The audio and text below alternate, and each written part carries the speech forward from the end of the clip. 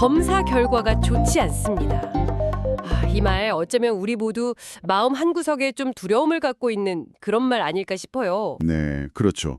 특히 암이 우리나라 사망 원인 1위고 뭐 3명 중 1명은 경험한다는 통계도 있으니까요. 그 무게가 느껴지죠. 맞아요. 그런데 오늘 저희가 함께 살펴볼 이 암 예방 가이드 자료들은요. 암이 뭐 피할 수 없는 운명 이건 아니라고 아주 강하게 얘기하고 있더라고요. 네, 맞습니다. 자료들을 보니까 핵심은 분명해요. 암 발생의 상당 부분, 한 60에서 70% 정도는요. 우리가 매일 어떻게 사느냐, 이 생활 습관 개선하고요.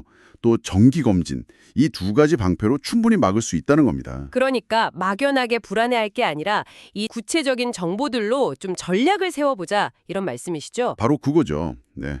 당신의 건강을 지킬 전략을 오늘 한번 같이 세워보시죠. 좋습니다. 그럼 먼저 암 이게 도대체 뭔지부터 좀 짚어볼까요? 재밌는 게 이게 뭐 밖에서 들어온 놈이 아니라 우리 몸 세포가 그냥 반란을 일으킨 거라면서요. 아, 네. 정확한 비유입니다. 원래는 통제되던 세포가 유전자의 손상을 입으면서 그냥 제멋대로 막 분열하는 거죠. 덩어리가 되고요. 그럼 그 원인은 뭔가요? 자료 보니까 뭐 발암 물질 노출 그리고 만성 염증 이런 걸 꼽던데요. 네.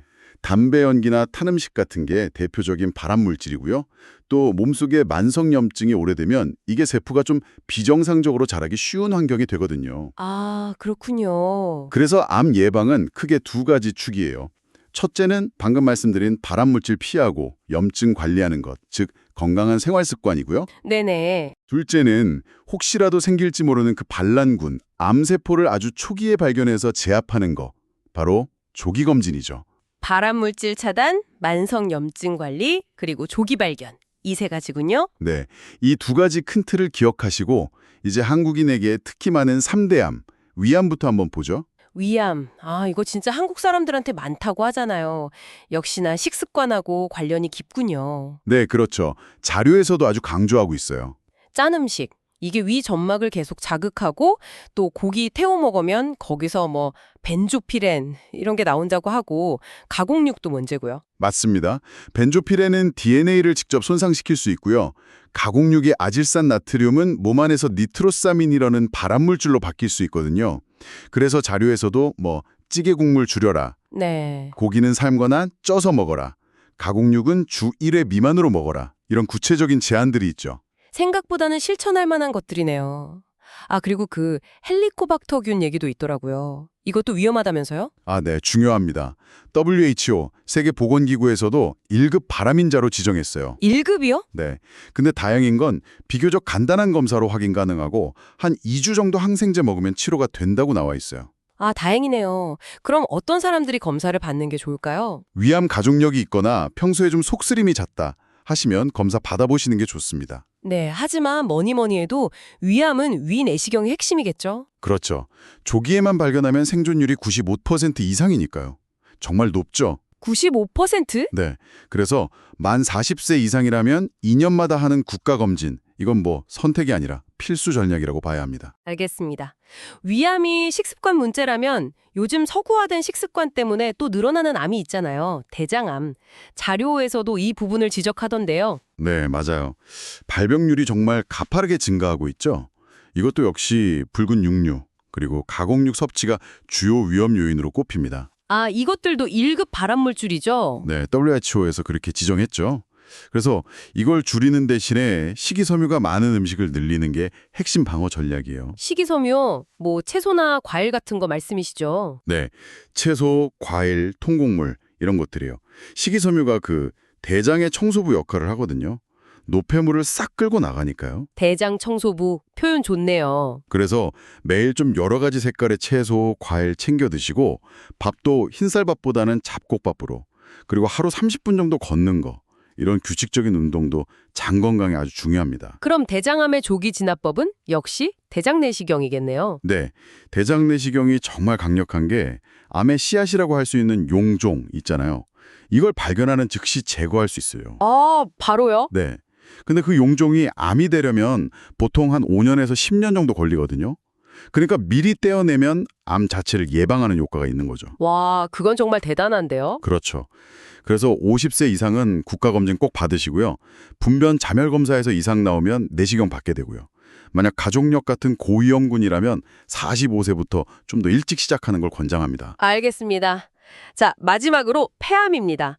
이게 침묵의 암살자라는 별명도 있고 생존율이 낮다고 해서 더 걱정이 되는데요. 네, 맞아요.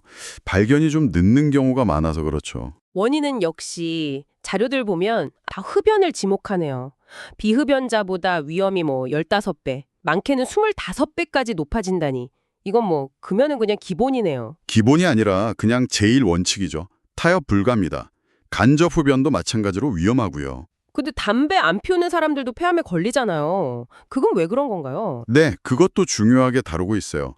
비흡연자 폐암의 원인으로는 우선 라돈이라는 방사성 물질이 있고요. 이건 환기가 중요해요. 하루 3번, 10분 이상 꼭 환기해야 하고요. 라돈, 환기? 네, 그리고 미세먼지. 이건 마스크 잘 쓰는 수밖에 없겠고요. 또 의외의 복병이 바로 조리듐.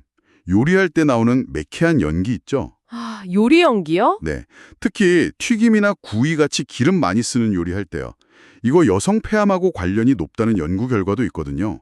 그래서 요리할 땐 반드시 환기팬 돌리고 창문 열고 환기가 필수입니다. 그렇군요. 요리할 때 환기 꼭 기억해야겠네요. 폐암 조기 발견은 어떻게 하나요? 엑스레이로는 잘 안 보이던데? 네, 엑스레이로는 좀 한계가 있고요. 저설량 흉부 CT가 훨씬 효과적입니다.